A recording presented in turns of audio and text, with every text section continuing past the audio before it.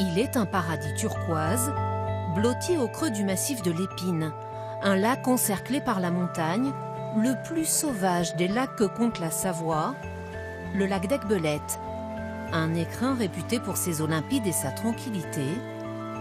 Seuls les bateaux électriques peuvent y naviguer.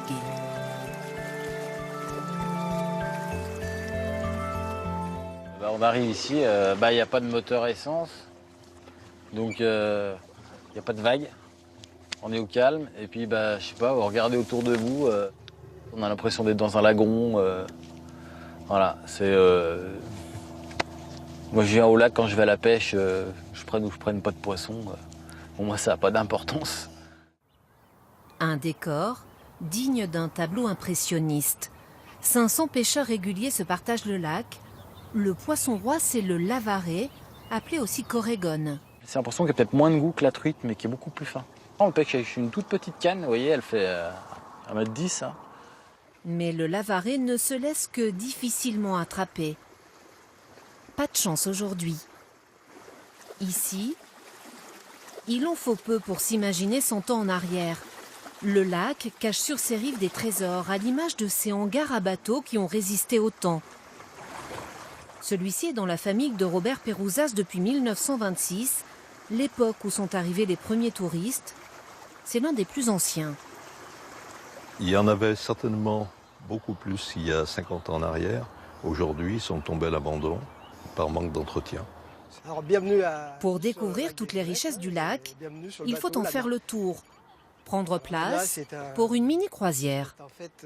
Donc sur notre droite, là, nous arrivons vers une maison que l'on appelle la Villa Ronde. C'est une maison à 12 côtés, c'est un dodécagone. Hein. En période de guerre, eh bien, c'est devenu aussi une maison un peu louche, une maison close. C'est la première fois qu'on vient. Ouais, on n'est pas du tout d'ici. Première balade sur le lac. Et puis on ne regrette pas, c'est sympa. Un petit peu de tous les paysages avec les montagnes derrière, c'est magique.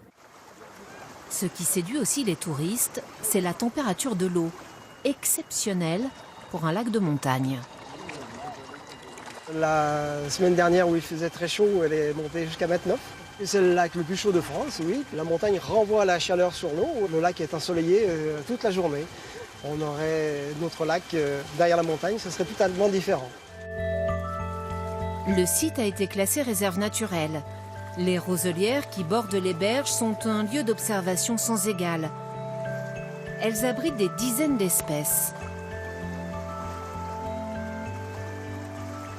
On a le grèbe huppé qui vient nicher donc dans ces roselières aquatiques parce que ce sont des zones qui, quand elles sont en bon état de conservation, sont très denses.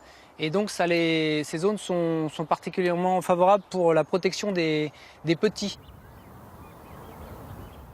Quand arrive la fin de la journée, c'est le moment idéal pour prendre de la hauteur.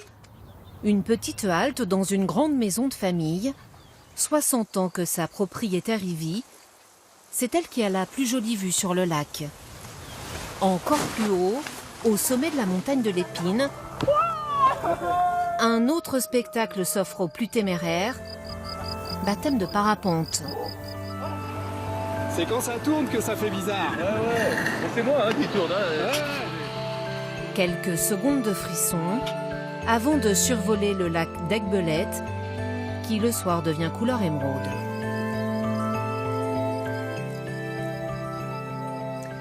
C'était la star de la série Mission Impossible.